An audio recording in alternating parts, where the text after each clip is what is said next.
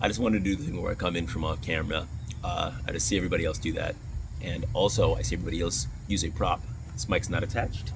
And I'm going to use it anyway. So let's talk about another controversial talking point. A wage gap. Boom, boom. Everyone's favorite talking point. Everyone loves talking about how women, on average, make less money than men, right? You guys are big fans of that. You know, I know is a big fan of that talking point. Fresh and Fit. Myron, and I don't remember the other guy's name. Well, it doesn't matter right now because I'm only talking about Myron's point. I'm pretty sure this one's Fresh or Fit. Pretty sure the other one talks about it, but I don't care.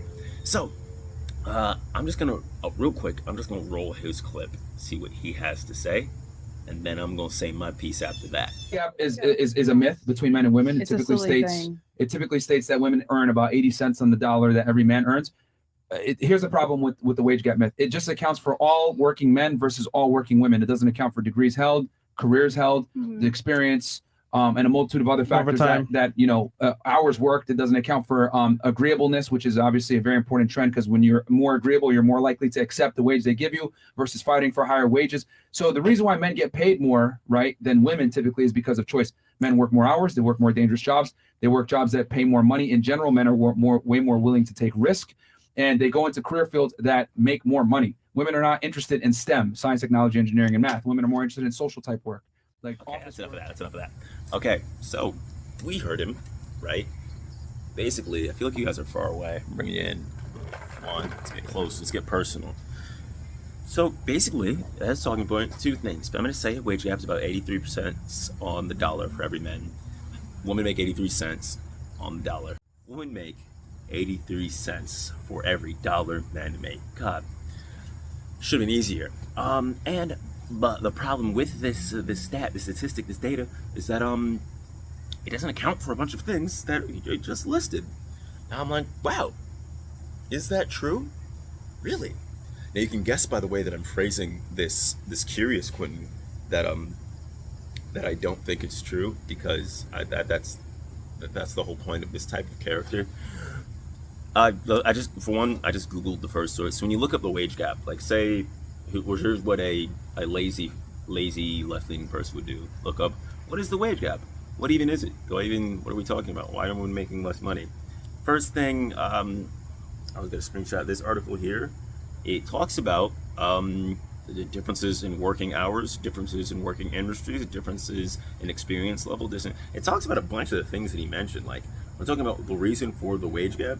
I think it was like the fifth thing they listed. Maybe not. It was one of the later things they listed was discrimination in wages, and which explicitly they attributed to, they attributed one of the reasons being the tabooness and sometimes straight banning of discussing wages and salaries in the workplace. Like the fact that for some reason you're not supposed to talk about how much you earn at a company between your coworkers, or just in general, people just don't like talking about it, which I find really weird. But that's one way it's really easy to, easy to discriminate, even unintentionally. You may even have a bias in your head when you're attributing value, and you may, without people being able to discuss it, may not even see it. You probably do see it. You probably do know. Anyway, but yeah. So first things first. Literally the first that I googled, it mentioned everything that he was talking about. So when you're saying, does it account for those things? When we say account for those things, the 83%, 83 cents is a consequence of all of those things that both Myron listed as well. Those first couple of things. There's another set of things that he listed. Well, we're going to get into that. Let's talk about the first couple of things. Experience levels. When we talk about experience levels, there is true. Women generally have less experience on average, just in the working world, than men do. One of the reasons that they think is a possibility that it's going to be, people are less willing to hire women because women can get pregnant. Yeah, because of that, there's going to be other commitments outside of work, and there's going to be time that if you do become pregnant and have your child, there's time that necessarily you will not be in the workforce for an extended period of time, more than just a few sick days would be. And just for that reason alone, it's like, okay, well, I'd rather give a position to someone who's always going to be there and who's going to be able to work at overtime hours. if you have a kid or you're the primary caretaker of your kid, even more so than like a husband would be, well, then you probably are going to get home as soon as you get off work, so you need to be there for your kid. If somebody else can do it, say your husband, your wife can be there, well, you can stay a little bit later. You can work extra hours. So those extra hours, those do get accounted for. Now, interestingly enough, I do believe I have another list of data that does account for. There's a specific one in the hospitals, and a specific hospital that accounts for differences in worked hours. And just overall work hours in a specific hospital, and also they have the same degrees, and it's the same position, it's the same industry. So that's three of his points. There's still a wage gap here. We'll just put it right here. Boom, see it, all that. Still a wage gap in a hospital, right, where the experience and skill level is always going to be the same in those areas. I don't know how often pregnancy is becoming an issue for the doctors, more or less with that. I'm not sure if that's being baked in to their salary, but I think that's one of the issues that people want to work on if that's part of it. Also, the idea that only women should be taking maternity leave, maternity leave or paternity leave, can be another part of that. Well, if they're a married couple, two people can both be taking equal amounts of time off to tend to the kids. So it's not just the woman who have to take that L once the child's born. At least that is. I mean, for the time that you've birthed said child or been in the process of bearing said child, yeah, that's on the woman, or that's on the birth giver, we'll say. But I'm not sure if we have any other stats. Let's talk about the other stuff that's a little. Maybe I don't know if I'm moving past that too quickly for anyone. But basically, everything the first couple things he said weren't accounted for: industry, experience level, degrees. Those are generally accounted for. When we talk about degrees, right now I believe there's more women in college than men in college. Then it's just about the fields that they're working in, and that's another interesting talking point that I want to more personal index. I want to think about that one. Why are there less women in STEM fields? He says it's the choice that, like, they're not choosing to go into STEM, they're not choosing to go into dangerous injuries, they're not choosing to do a bunch of stuff. I'm snapping way too much. I don't know why I'm doing it, like I'm some sort of hypnotist. I think that's something we want to think about. Like, why are people choosing to do certain fields? I think women just don't want to do STEM. Do they have like some issue with math for some reason? That doesn't seem to bear out in test scores, which I will put here. Just some snapshot of, test scores on average in the United States and whatnot for men versus women. It doesn't seem to be the case that women are worse at science or math or STEM. It's what STEM stuff. It doesn't seem that they're worse at these fields. Even if you have, I'll have to see. Maybe I'll look up and prove me wrong. Future Quentin, did we prove me wrong? Is there like significant evidence to suggest women are worse at engineering and mathematics and science and technology? I don't know what his answer is, so I can't say, oh, that's what I thought. I don't. That's on him. Anyway, so let's go about the parts that I can discuss right now, because I don't need future me, because past me did some little looking up. It talks about women being more risk averse than men, and I think this is where we get to an interesting talking point. Women having to take less risk is kind of just, we all just kind of assume it, we all just kind of think it. Is it actually true? And remember how earlier on I was like, curious Quentin is a rhetorical device that I use to say something's obviously not true, but that was just a setup. This one actually seems to be true, at least in some settings. This study right here talks about an experiment done to see just understanding risk-taking behavior with finances. It was a study. They got $250. I'll put up the formula they used here. Basically, there was an opportunity for investment and an opportunity to, you could potentially lose your money, you could potentially gain money. The overall payoff model is such that you are better off investing than not investing on average. Individually, that may not be true, because you might be the person that ends up failing, but individually you might be so much better off that statistically an average individual should try and do this, hypothetically, based on whether you want more reward. But and there's your individual value on your product. Is it, do you want more than what you currently have? Is, even if there's a good chance, let's say there's a 90% chance you turn $250 to $500, 90% chance, 90% chance, like, well, that's pretty good to double my money, 90% chance, but 10% chance you lose all 250 of those dollars. Even though it's only a 10% chance, based on how those numbers run out, you should take that bet. Like doubling your money, if you're 90% likely to double your money, you probably should take that on average. But you could also be broke. And your valuing having nothing is also pretty significant. That changes your value of it. So that's kind of a personal thing. What are you going to do if you don't have, how much do you value potentially not having something versus having so much more? Maybe you're okay with your 250. Maybe you can make do. So there's a lot of choices that can go into it. There's a lot of things that can go into why you make certain choices. On average, women seem to choose, they choose not to invest more frequently. And they choose, whenever they do choose to invest, apparently it's in less risky endeavors than when men choose to do so. I find that fascinating. So I have no reason to believe that one group should be more financially risk averse than the other. So that surprised me.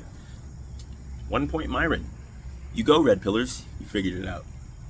However, that brings the next point. And this isn't something he said in this little argument. What he did say is that choice is why women end up in these situations. Agreeableness, just resisting, not wanting to be in confrontation, right? So if a woman's offered a lower raise, a lower salary, she's going to try and fight for a higher one. In negotiating a salary, is she going to pitch higher, lower, or equal? Your brain just stalled. It's just going to demand a raise at some point, after the same amount of time that a man would demand a raise. That all can be, that can all stem from how much you think it's worth risking, how much you think your self-worth is, how much you think the social stigma of even demanding something like that. Do you think that they're going to look down on you if they think you don't deserve a raise, but you think you do? You think that puts you at an advantage? There's many ways you could look at it. And generally, if men are willing to take more financial risk, does it make sense that for this reason, men are doing this more and getting more raises? Maybe. I didn't look up that. I didn't know yet. But that's something that's interesting to think about. So, if it's their choice, if it's their agreeableness, the other question is this, I don't know if I'm not trying to just move on. I'm just genuinely asking that question. You could put some your own research in, say what you think is the real gist behind that. Do you have any anecdotal, any statistical information to counter me? I want this to be a conversation. I mean, it's not right now because you're just listening to me, and maybe you'll be like, this dumbass dude, liberal keeps, shut up. You can tell me why I'm wrong. That's fine. But I think the interesting question is why, right? Like, if that is the case, that they're more agreeable, more risk averse. And at least this one study shows that financially women do tend to be more risk averse in this one study. Why is that? Is that some intrinsic characteristic of women, or is that a concept of cultural expectations? And I'm not going to say the P word. I know y'all hate it. I know, and you know who hates that word. It's the word you throw out, and then everybody's like, oh, everything's because of them. Now, we're going to go into it. The question is, is some sort of biological imperative to do so? There doesn't seem to be much information to conclude that genetically we are predisposed to certain behaviors like risk-taking and not risk-taking. It does seem to be the case that men happen to take more risk than women. The question is, are they born that way or do they grow that way, right?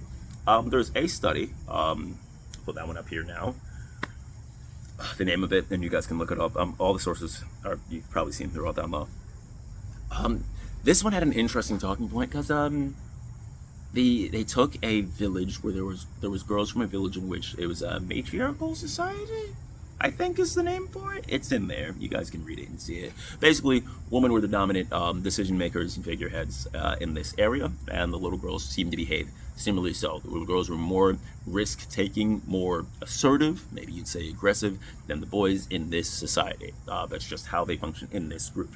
Now, whether it's a biological imperative with them beforehand, that's an interesting question. I don't think that was their question. But these people were specifically set up in a way that ended up having a woman being all the typical roles that a man would hold in decision making, right? They put these girls in the same group as a traditional group. This is somewhere in China, by the way, as a traditional group where the females are more risk averse. So in this group, this school group, they're children, by the way. I think I mentioned that. It doesn't matter. When they put them all in the same group with the traditional setup where women are more risk averse, after time, these girls that were the dominant figureheads at first, they tended to revert to this new status quo. Not revert, they became the new status quo, right? No, I'm saying this wrong. They became what the status quo was. So these more risk-taking girls became more risk-averse girls as a consequence of being a part of this group.